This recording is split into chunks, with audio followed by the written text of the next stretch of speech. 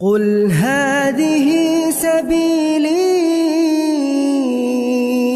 أدعو إلى الله. Kawan-kawan kami dari kalangan salafi ini selalu mengatakan kepada pemahaman salaf, lalu kami bawakan dalil daripada salaf, lalu salaf itu dikesampingkan, lalu mereka mengatakan kepada Al-Quran dan Sunnah. Ya, ini cukup paradoks ya, cukup membingungkan untuk saya.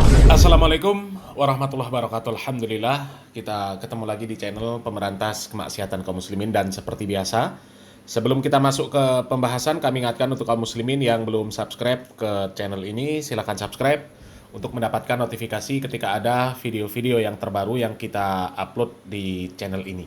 Dan untuk yang sudah subscribe, kami ucapkan jazakumullahu khairan katsirah. Dan kaum muslimin, itu tadi video dari Faris Baswedan. Ya, kami masih gregetan lah ya dengan statement dari Faris Baswedan ya.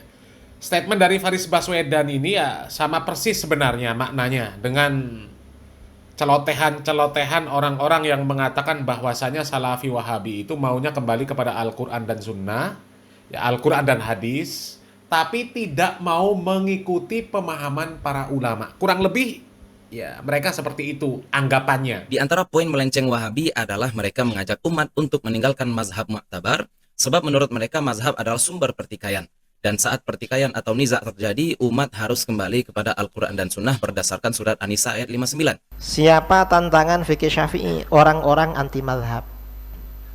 Orang anti mazhab itu siapa? Wahabi. Ya.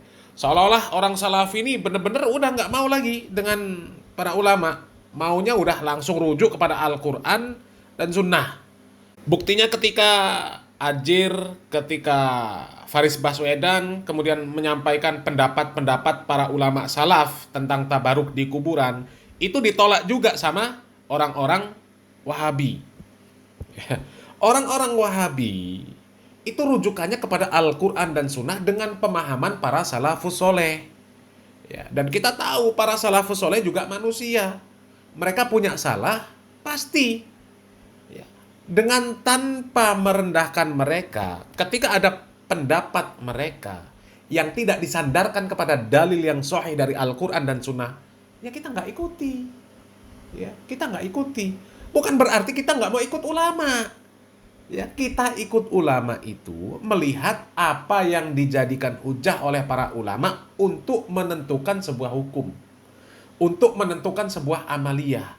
Apakah itu amaliyah yang dianjurkan atau tidak? Ya.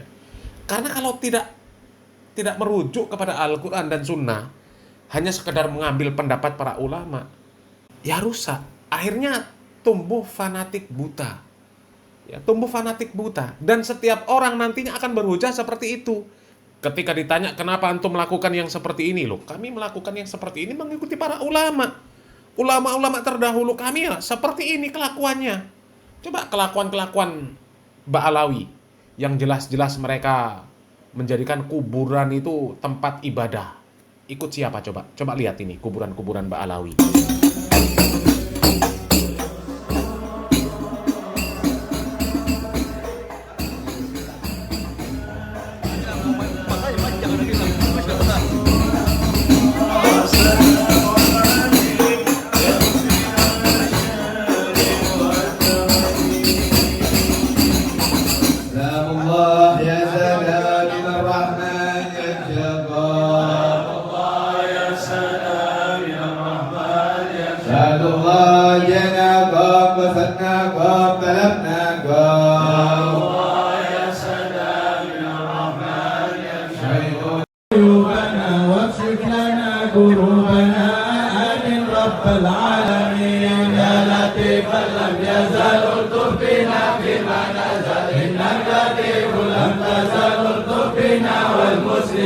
ثم الصلاة والسلام على النبي خير الأنام وآله غر الكرام وصحبه والتابعين يا لطيفا لم يزل ارزق بنا بما نزل إنك لطيف لم تزل ارزق بنا والمسلمين.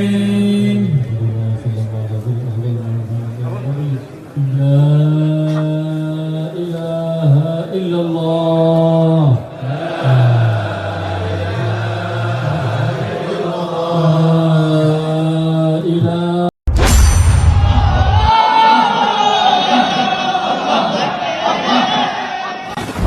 yang dilarang. Yang dilarang adalah yakni dengan memohon kepada orang-orang mati dan meminta mereka untuk memenuhi kebutuhan kita, seperti yang terjadi di masa sekarang ini. Perbuatan seperti ini termasuk syirik besar, sebagaimana firman Allah Subhanahu wa taala dalam surah Yunus ayat 106 yang berbunyi, dan janganlah kamu menyembah apa-apa yang tidak memberi manfaat dan tidak pula memberi mudarat kepadamu selain Allah, sebab jika kamu berbuat demikian maka sungguhnya kamu termasuk orang-orang yang zalim. Jadi ingat teman-teman sekalian, jangan minta kepada orang mati. Orang mati itu butuh pada kita, bukan kita yang butuh pada mereka. Jangan putus mereka. Aisyah Ummul Mukminin radhiyallahu anha, wanita suci, itu masih hidup puluhan tahun tinggal di rumah beliau, di kamar beliau, di sebelah ranjangnya adalah kuburan Nabi SAW. Tapi tidak pernah Aisyah itu membuka rumahnya dan mengatakan, ambillah tanah kuburan ketiga kuburan ini, terutama kuburan Nabi kalian, taruhlah air supaya berkah, mintalah kepada mereka. Tidak pernah sama sekali. Begitu juga para sahabat tidak pernah melakukannya pada kuburan Nabi SAW.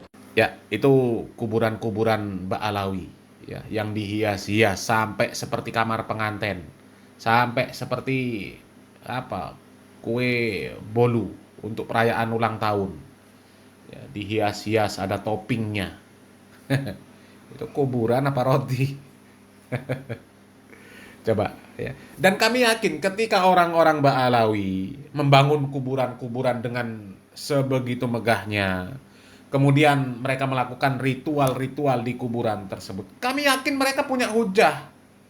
Dan hujah mereka ya ulama fulan, Habib fulan yang mereka anggap sebagai orang yang soleh. Ya. Kalau mereka nggak punya hujah, nggak punya sandaran, nggak punya ulama yang mereka jadikan panutan, nggak mungkin mereka mau melaksanakan yang seperti itu, apalagi sampai mendakwahkan, sampai mengajak mukibin untuk melakukan ritual-ritual di kuburan itu. Ya. Padahal kalau dilihat ya dari hadis yang sahih, itu jelas-jelas bertentangan dengan sabda Nabi kita Muhammad SAW di dalam hadis-hadis yang sahih. Ya. Nabi Muhammad SAW melarang kuburan itu ditinggikan, melarang. Ya. Nabi kita Muhammad SAW pernah mengatakan kepada Ali bin Abi Thalib, memerintahkan kepada sahabat Ali bin Abi Thalib radhiyallahu an, Allah tada'a timsalan illa tomastah wala qabran musyrifan illa sawaitah. Dan janganlah engkau biarkan, janganlah engkau tinggalkan satu patung pun melainkan engkau hancurkan, dan tidak pula kuburan yang ditinggikan kecuali engkau ratakan. Tapi lihat kelakuan Ba'alawi, kuburan-kuburan dibuat megah, ya kan? Kuburan dibuat megah, dipakai jadi tempat ibadah, dan itu pun bertentangan dengan hadis Nabi kita Muhammad SAW. Nabi Muhammad SAW mengatakan, la'anallah al-yahud wa nasoro ittakhadhu kuburo anbiya'ihim masajid. Allah Subhanahu wa taala melaknat orang Yahudi dan Nasrani yang mereka menjadikan kuburan-kuburan para nabi itu sebagai masjid. Dilarang seperti itu. Itu Ba'alawi. Ya. Belum lagi ada ritual-ritual yang aneh-aneh, zikir sampai kesurupan.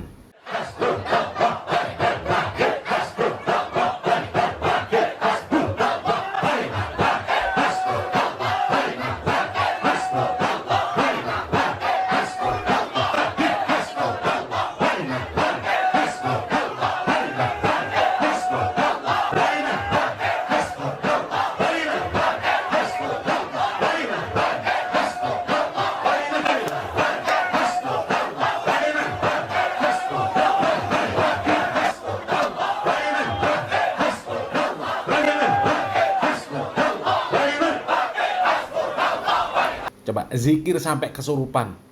Mereka nggak mungkin melakukan yang seperti itu tanpa adanya guru. Kalau menurut mereka namanya mursyid. Mursyid thariqah. Ya, coba, ada nggak perintah dari Nabi kita Muhammad SAW, contoh dari Nabi kita Muhammad SAW untuk melaksanakan zikir yang seperti itu? Nggak ada. Bahkan bertentangan dengan Al-Quran. Ya. Al-Quran itu mengatakan, alladzina amanu wa tatma'innu qulubuhum bidzikrillah, ala bidzikrillahi tatma'innul qulub, orang-orang yang beriman. Dan hati mereka menjadi tentram ketika berzikir mengingat Allah Subhanahu wa taala. Dan ingatlah, hanya dengan mengingat Allah hati menjadi tentram. Lah kalau zikir malah jadi kesurupan, nggak tentram itu. Mana ada orang kesurupan tentram? Orang kesurupan itu diobati. Ya, malah cari obat kalau ada orang kesurupan. Ini zikir yang harusnya menjadi wasilah untuk mendapatkan ketenangan, malah jadi kesurupan. Ya. Mereka menyandarkan apa yang mereka lakukan itu ya kepada pendapat-pendapat ulama. Ya. Yakin nggak mungkin nggak mereka berani menyiarkan, berani mendakwahkan, berani mengajak umat untuk melakukan seperti itu. Artinya mereka punya landasan hukum. Ya. Sementara landasan hukum yang mereka jadikan hujah bertentangan dengan Al-Quran dan Sunnah. Ya. Kalau Nabi kita Muhammad SAW, para sahabat mensyariatkan yang seperti itu, tentu mereka akan lebih dulu melakukan. Karena yang seperti itu sudah bisa dilakukan di zaman Nabi kita Muhammad SAW. Zikir sampai kesurupan, kuburan dibangun, sudah ada, tapi dilarang oleh Nabi kita Muhammad SAW. Kan bertentangan. Sementara kalau Ba'alawi, ya, belum lagi kuburan dibangun megah, ditambah ada gambar-gambar juga di dalamnya. Itu kan bertentangan dengan hadis yang sahih. Nah, orang-orang yang disebut Wahabi itu nggak mau mengikuti pendapat-pendapat yang seperti itu. Ya. Kalaupun pendapat-pendapat yang seperti itu disampaikan oleh para ulama dengan tanpa merendahkan mereka, pendapat seperti itu ditolak. Dan biasa, Imam Syafi'i saja, imam yang lain saja juga mengatakan kalau ada pendapatku bertentangan dengan hadis-hadis yang sahih, buang pendapatku. Ya, tinggalkan pendapatku, lempar di dinding. Ya. Ambil hadis yang sahih. Ya. Idza sahal hadis fahuwa madhhabi. Apabila ada hadis yang sahih, maka itulah madhabku, itu yang aku ikuti. Ya, jadi pada hakikatnya kita mengikuti hadis-hadis yang sahih. Para ulama saja seperti itu kok. Ya cuma ya orang-orang dari kalangan ya seperti Pak Faris Baswedan, seperti Pak Ajir saja. Yang penting ada pendapat ulama, boleh.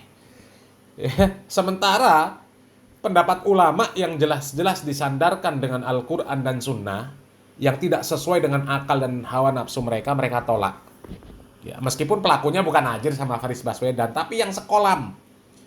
Ya, coba Pak Idrus Romli yang jelas-jelas Muqib bin Ba'alawi. Ya, menciri-cirikan bahwa ciri ahlu sunnah wal jamaah itu bismillah jahar, subuh kunut, merayakan Isra Mi'raj, merayakan maulid Nabi, tahlilan. Itu ciri ahlu sunnah wal jamaah. Selain itu nggak ahlu sunnah wal jamaah. Padahal bismillah sir, tidak kunut subuh, itu sudah dilakukan oleh Nabi kita Muhammad SAW. Tapi malah dijadikan ciri bukan ahlu sunnah wal jamaah. Sementara jelas-jelas tidak ada riwayat Nabi kita Muhammad SAW mengerjakan tahlilan, perayaan Isra Mi'raj, perayaan maulid Nabi. Malah dicirikan itu ahlu sunnah wal jamaah. Hah? Kocak kan? Kocak. Ya. Para ulama itu seperti itu. Mereka itu pada hakikatnya mengikuti Nabi kita Muhammad SAW dan para sahabat. Ya. Mereka mengambil hadis, meriwayatkan supaya sampai kepada kita.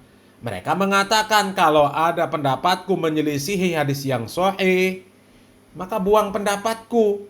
Para ulama legowo. Lah ini kok malah yang katanya ngikutin ulama, sementara ada pendapat ulama yang nggak sesuai dengan Al-Quran dan Sunnah, malah nggak legowo.